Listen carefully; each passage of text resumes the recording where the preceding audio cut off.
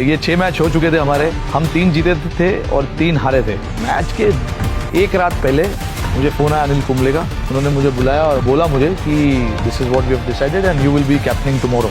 Was the captain and he decided to drop himself from the team. A little surprised, to be honest. John Wright came up to me and he said it was a really great move. We go on to win the championship. It was first championship. It's always special. The first that you do any of it, it's always special. इस कहानी का शुभारंभ back to back Mumbai के पराजय से प्रारंभ होता है। इस प्रतियोगिता के प्रारंभ से मुंबई बैक टू बैक पराजय से गुजर रही थी। मुंबई के इस प्रदर्शन से मुंबई फैंस में निराशा थी। मुंबई का साम्राज्य लगातार 6वें साल एलिमिनेट होने के कगार पर था।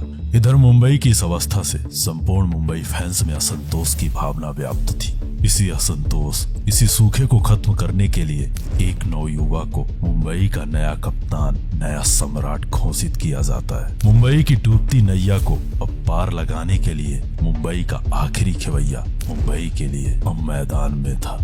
उसने अपने अदम्य साहस, अद्भुत अकल्पनीय रणनीतियों के तहत बैक टू बैक बड़ी जीत को अर्जित कर उसने अपने साम्राज्य को इस प्रतियोगिता में सर्वशक्तिशाली, सर्वप्रथम बना दिया। मुंबई जो प्रतियोगिता के प्रारंभ में इस प्रतियोगिता से बाहर होने के कगार पर थी, वही मुंबई फाइनल के आखिरी दरवाजे में दस्तक दे चुकी थी और इसी वर्ष चेन्नई के सामने क्वालिफायर में घुटना टेकने वाली है मुंबई। एक बार फिर से अपने योद्धाओं के साथ आईपीएल इतिहास के सर्वशक्तिशाली, सबसे सफल कप्तान के सामने खड़ी थी।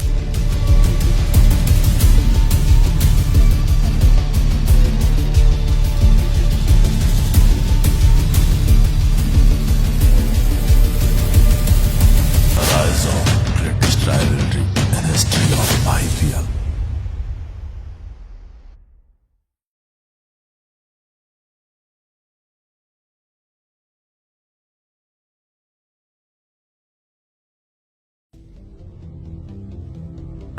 मई 2013 कोलकाता ईडन गार्डन। आईपीएल अब अपने आखिरी पड़ाव पर था। कुछ ही घंटों में इस आईपीएल का एक नवनिर्वाचित नया सम्राट प्राप्त होने वाला था। इस प्रतियोगिता के प्रारंभ में कई साम्राज्यों ने भाग लिया था, परंतु एक एक करके सारे साम्राज्य इस प्रतियोगिता से निष्कासित होते चले गए और अंततः सिर्फ और सिर्फ 2 साम्राज्य और एक ट्रॉफी की ये जंग थी। प्रतियोगिता अब अपने आखिरी पड़ाव पर थी। यहाँ से एक कप्तान आईपीएल इतिहास का नया सम्राट बनने वाला था, वहीं दूसरे का सपना 1 वर्ष के लिए फिर से सपना बनने वाला था। दोनों कप्तान अपने योद्धाओं के साथ हम मैदान में थे।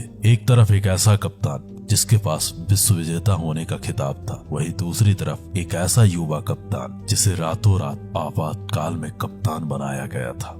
हजारों दशकों से भरा ये मैदान महान चिन्नाथला के उपनाम से गूंज रहा था। मैदान के चारों तरफ महेंद्र सिंह धोनी का जयगान हो रहा था। टॉस के लिए दोनों कप्तान अब मैदान में थे। टॉस मुंबई के कप्तान रोहित के पक्ष में गया और कप्तान रोहित ने पहले बल्लेबाजी करने का फैसला सुनाया। मुंबई अब अपने प्राथमिक योद्धाओं के साथ मैदान में थी। उधर चिन्नाथला मुंबई के इन योद्धाओं से निपटने के लिए अपने तुरुप के इक्के मोहित शर्मा को मैदान पर उतार दिया। महान चिन्नाथला की यह चाल तब काम कर गई जब पिछले 2 मैचों में नायक रहे ड्वेन स्मिथ को मोहित शर्मा ने अपने चाल में फंसा लिया। ड्वेन ने मोहित के सामने घुटने टेक दिए। ड्वेन के बाद अवादित्य के भी तारे गर्दिश में थे। विकेटों के इस पतन का सिलसिला यही खत्म नहीं होता। बैक टू बैक मुंबई के बड़े विकेट गिर रहे थे। चौथे ओवर में एक बार फिर से एलवी मॉर्कल ने पलटवार किया और मुंबई के कप्तान को मैदान के बाहर चलता किया। 18 के स्कोर पर मुंबई अपने 3 बड़े विकेट खो चुकी थी। पावर प्ले के समाप्ति तक मुंबई के खाते में महज 34 रन थे। अंबाती और दिनेश का संघर्ष लगातार जारी था, परंतु क्रिस मॉरिस ने 10वें ओवर में संघर्ष कर रहे टीके को डांडियाल से आउट कर दिया।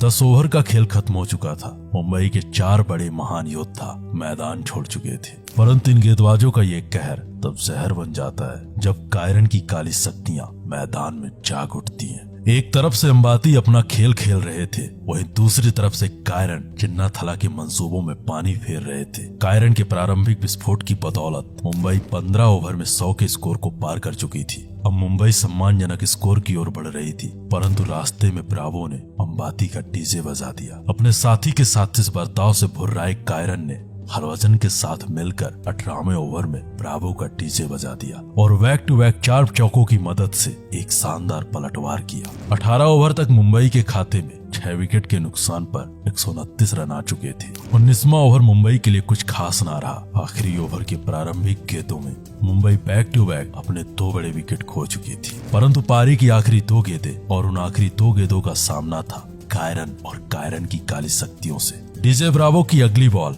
और इस बॉल पर कायरन का ये चौका, फिर इस ओवर और पारी की आखिरी बॉल और कायरन का एक बार फिर से एक दंदनाता हुआ चौका। कायरन के महाविस्फोटक फिनिश की बदौलत मुंबई एक सम्मानजनक स्कोर तक पहुंच चुकी थी। मुंबई के खाते में अब 148 रन थे। ये रहा मुंबई के बल्लेबाजों का स्कोर कार्ड।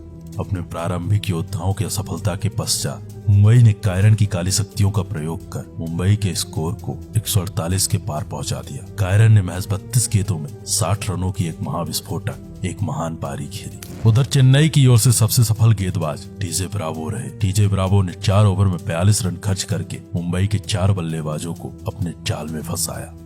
महान चिन्नाथला की इन योद्धाओं के समक्ष अब 120 गेंदों में 148 रनों का महान लक्ष्य था, परंतु मुंबई के इन महारथियों के सामने ये लक्ष्य, ये लड़ाई इतनी आसान नहीं होने वाली थी। मुंबई के ये महारथी इतनी आसानी से हार मानने को तैयार नहीं थे। इस लक्ष्य पर विजय प्राप्ति हेतु महान चिन्नाथला ने मुरली के साथ माइकल हसी को मैदान पर उतार दिया। वहीं मुंबई के कप्तान ने चिन्नाथला के इन प्रयोगों को निरस्त करने के लिए अपने दल के सबसे बड़े महारथी स्लिंगा मलिंगा का प्रयोग किया। स्लिंगा ने अपने पहले ही ओवर में चिन्नाथला के 2 महान योद्धाओं को घुटने टेकने पर मजबूर कर दिया। उधर मुंबई के लिए दूसरा ओवर फेंकने आए जॉनसन चेन्नई के तीसरे महायोद्धा को पवेलियन की राह पकड़ा दी। देखते ही देखते चेन्नई महज 5 रन पर 3 विकेट खो चुकी थी। यहाँ से चिन्नाथला को कुछ समझ नहीं आ रहा था, क्योंकि महान चिन्नाथला जिस कप्तान को सूक्ष्म समझ रहे थे, वही कप्तान अब महान चिन्नाथला के सामने व्यापक बन चुका था। पावर प्ले का आखिरी ओवर, उस कप्तान की रणनीतियां महान चिन्नाथला के चौथे बड़े योद्धा को ये मैच पवेलियन से देखने के लिए मजबूर कर दिया। क्वालिफायर के फर्स्ट राउंड में चिन्नाथला का जो साम्राज्य मुंबई पर अपनी सत्ता स्थापित कर फाइनल का सफर तय किया था, चिन्नाथला का वही साम्राज्य महज 8 ओवर में 41 रन बनाकर बिखर चुका था। परंतु चेन्नई की उम्मीदें, चेन्नई का माही, चेन्नई का महेंद्र सिंह धोनी अभी भी चेन्नई के लिए मैदान में था। महेंद्र ने मॉर्कल के साथ एक बड़ी साझेदारी का समझौता किया,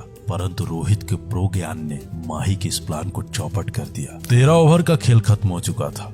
एक छोर से माही मुंबई के इस महान पलटवार को अपने इन्हीं प्रकांड त्रिकों से देख रहा था। माही ने अश्विन के साथ मिलकर के 15वें ओवर तक चेन्नई को एक बार फिर से ट्रैक पर लाने का प्रयास किया, परंतु अब चेन्नई को अगले 5 ओवर में 14 रन प्रति ओवर के हिसाब से रन बनाने थे और ऐसे में अब चेन्नई के पास थे सिर्फ और सिर्फ 2 विकेट। 18वें ओवर में करण ने अश्विन को आउट कर चेन्नई को 9वां झटका दे दिया। अब आखिरी 12 गेंदों का खेल बाकी था और चेन्नई को अगली 12 गेंदों में बनाने थे 50 रन। ये 50 रनों की आवश्यकता चेन्नई के लिए आसान नहीं होने वाली थी, क्योंकि अब चेन्नई को पर ओवर 25 रन बनाने थे। ये लक्ष्य चेन्नई के लिए आसान नहीं रहा। महान चिन्नाथला के संघर्ष की बदौलत चेन्नई पर ओवर 13 के हिसाब से रन बना पाती है। माही के पराक्रम और संघर्ष की बदौलत चेन्नई इस मैच को महज 23 रन से पराजित हो जाती है। चेन्नई अब 23 रनों से पराजित हो चुकी थी। आईपीएल को एक नया कप्तान, एक नया सम्राट मिल चुका था। मुंबई का ये नया कप्तान मुंबई का मुस्तकबिल पलट चुका था। पिछले 5 वर्षों से चला आ रहा वो सूखा अब मुंबई के लिए खत्म हो चुका था। अब आईपीएल के इतिहास में ऐसा पहली बार हो रहा था जब आईपीएल की ट्रॉफी पर मुंबई साम्राज्य का कब्जा हो चुका था और मुंबई के इसी कब्जे के साथ प्रारंभ होती है आईपीएल इतिहास की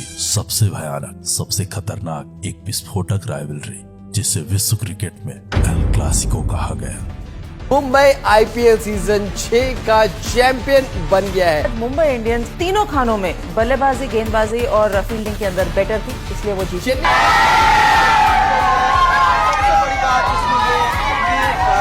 मुंबई का जो सपना था IPL 9, 10 they got into a final, 11, 12 there, not quite. There's been a Champions League here and there, not quite. Now 2013, between that year, suddenly Rohit Sharma becomes captain.